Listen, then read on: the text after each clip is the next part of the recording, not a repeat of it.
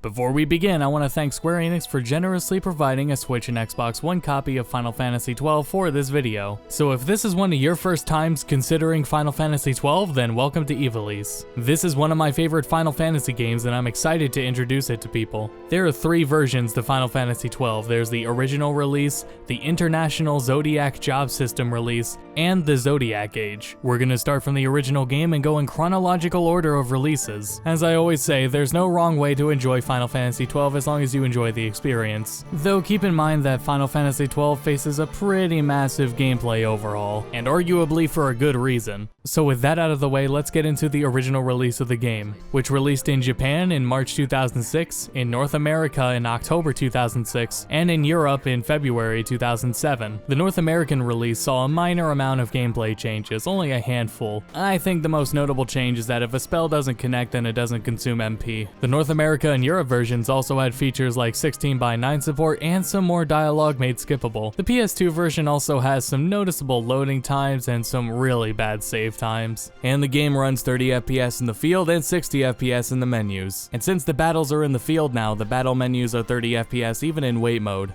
So next came Final Fantasy XII International Zodiac Job System, which released only in Japan in August 2007, and the biggest addition to this version was the new Zodiac Job System, hence the title. Originally, all your characters had one identical license board, and license boards enable your character to use magic and techniques, equip gear, abilities, and augment stat growth. The idea of it was from your character's starting position to branch out and to build your character that way over the course of the game, but by endgame, all your characters would have homogenized builds and be uniform in utility and insanely powerful, resulting in an endgame that wasn't as challenging as it was supposed to be. But at the same time, the game used to be considered really difficult. Hiroaki Kato, the producer of the Zodiac Age, credits the unprecedented and radical change in gameplay style from previous entries in the series as the reason why 12 was perceived as difficult. And I think that makes sense because people now don't generally consider FF12 to be a difficult game anymore outside of the optional content. When I tell you FF12 isn't turn-based, but rather it's like a single-player MMO where you manage your whole party during combat, it's not as foreign of a concept anymore. However, in response to both these issues, Hiroyuki Ito, the man behind the ATB system, was brought in to help overhaul the game balance. And so introducing the Zodiac Job System. There are now 12 jobs you can pick from and each has their own unique license board. You picked one job per character and were locked into that license board for the rest of the game. So because of this, there was a complete overhaul of gameplay on all fronts and a massive rebalancing to accommodate the new job system. You gotta understand that there were a massive amount of changes, and this is gonna be a grossly vague overview of the degree of changes made. So here we go.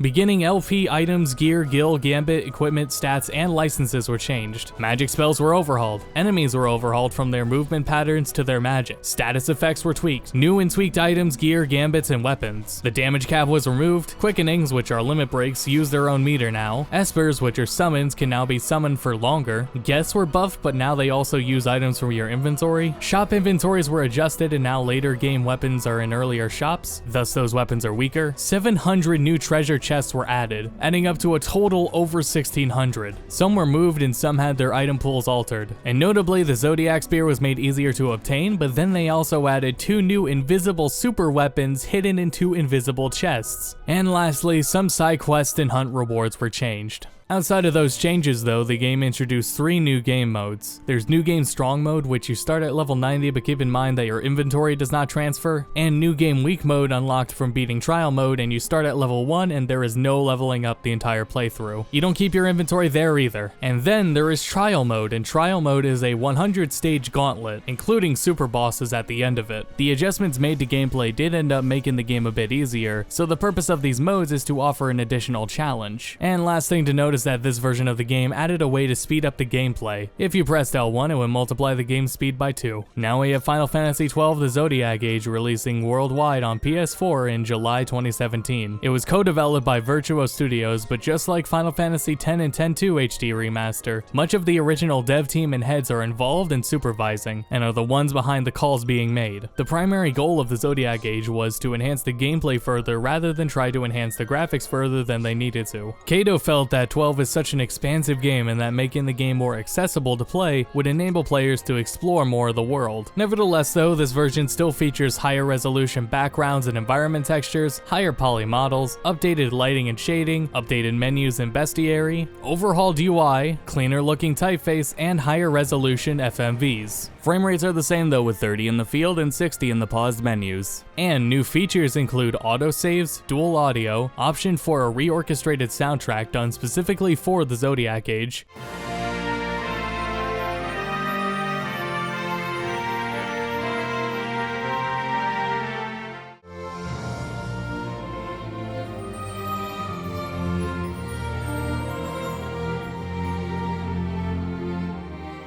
I think I prefer the reorchestrated, but I feel it's hard to say one is better than the other. It's just two different tastes of the soundtrack. Anyways, they added 7.1 audio support, an overlay map in the field, and an additional game speed modifier up to 4 times the speed. The biggest gameplay change of the Zodiac Age is that you can now have 2 job license boards. Now take note though that the balance of the game wasn't changed to accommodate this. And also note that licenses are shared between boards. Effect capacity was also removed. The PS2 version couldn't handle a lot of spell effects, especially late game ones, on screen at once, so the game would make you wait before you could cast certain magic until there were less effects and magics present. This was known as effect capacity, and it is now gone in the PS4 version. Espers also had their HP doubled. Now Final Fantasy XII had something known as the Sky Pirate's Den, but it was initially removed from the PS4 version because trophies essentially took the place of it, but it was later patched back in. Also, the PS4 version seems to be lacking in some physics the other versions have. The Zodiac Age boasts better load times, but the PS4 save times could be better. Now following up the PS4 release is the PC release of Zodiac Age, which released worldwide in February 2018 on Steam. And oh boy, I feel that this is one of the best ports of a Final Fantasy game. The PC version has 60 FPS now, ultra wide support, New Game Plus and New Game Minus are available from the beginning, key bindings, and both Xbox and DualShock 4 button prompts. There are now 3 background music options: original, reorchestrated, and OST.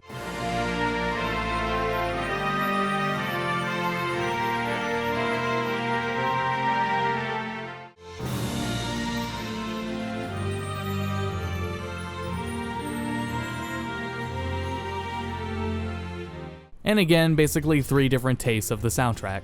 The PC version also had 2 permanent boosters, Max LP and Max Skill, and there is a fantastic amount of mods for this game. And I think the mods are important because for people that have played the game already, they kinda add a lot of replay value. The mods can range from difficulty and rebalancing ones to armor, removing cutscene letterboxing, even a randomizer, the original license board, and the PC version also has the fastest load times and way faster saving. Like, this is what I'm talking about. The PC, Xbox, and Switch version all save this fast. Speaking of that, let's move on to the Switch release in April 2019. The Switch and Xbox versions boasted some new features, including being able to reset and reassign your jobs, having 3 total gambit sets you can swap between, and New Game Plus now carries over your belongings. Oddly enough though, the Switch and Xbox versions are lacking some PC features. Namely, you can't start New Game Plus or New Game Minus from the start, and there are no LP or Gil boosters. I don't personally see these as necessary features, but I do know some people might have expected them. And though on Switch there are no achievements, remember that the Sky Pirate's Den exists. So there's essentially in-game achievements. Now graphically, I hear an assumption pretty often that FF12 and 10 are 720p on Switch. That's actually not the case. Both games are a native 1080p, but the most noticeable difference when comparing versions is the lower resolution textures and the less anti-aliasing. FMVs also seem to be a little more compressed. The Switch version does have the same frame rate as the PS4 version though, at 30 in the field and 60 in the menus. Frankly though, these differences make sense since the game is compressed down to an impressive 12 gigabytes on Switch, which is down more than half of its file size on other platforms. While undocked, the UI and text are extremely clear as you'd expect, though the visuals are a bit blurry. It kinda reminds me of what Xenoblade Chronicles 2 looked like undocked, though not as bad. Regardless, the Switch port is functionally on par with the rest of the ports with no bugs or quirks to report.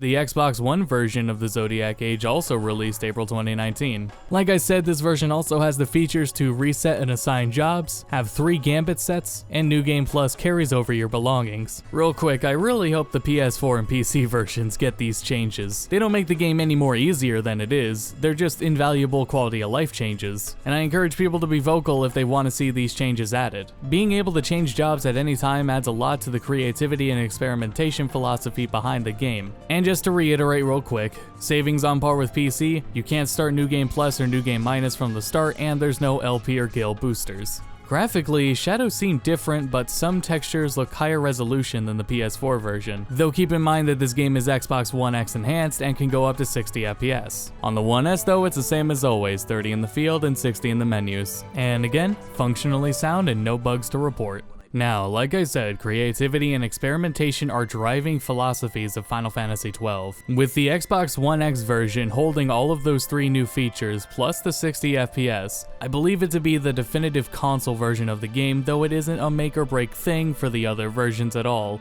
These features should eventually come to the other platforms, but that doesn't stop the ports from being bad choices. You've just got a bit more of a commitment to your playthrough, and that certainly didn't stop me from enjoying the game beforehand. Of course, Square has officially put these new features on the table, so if you want to wait out until they're added to the PC and PS4 versions, I really can't blame you. I'm someone who cares about frame rate, but 60 FPS isn't necessary for this kind of game either, it's just nice on the eyes. Regardless, I still recommend playing any version of the Zodiac Age you'd like. I don't think the PS2 version really holds up mechanically, though there are people that still do prefer and defend the original system. I encourage discussion in the comments, but not flame wars. And with that, I will attempt to communicate at least via the comments if there are any updates made to these versions, so for addendums, look for a pinned comment. So until next time, thanks for watching.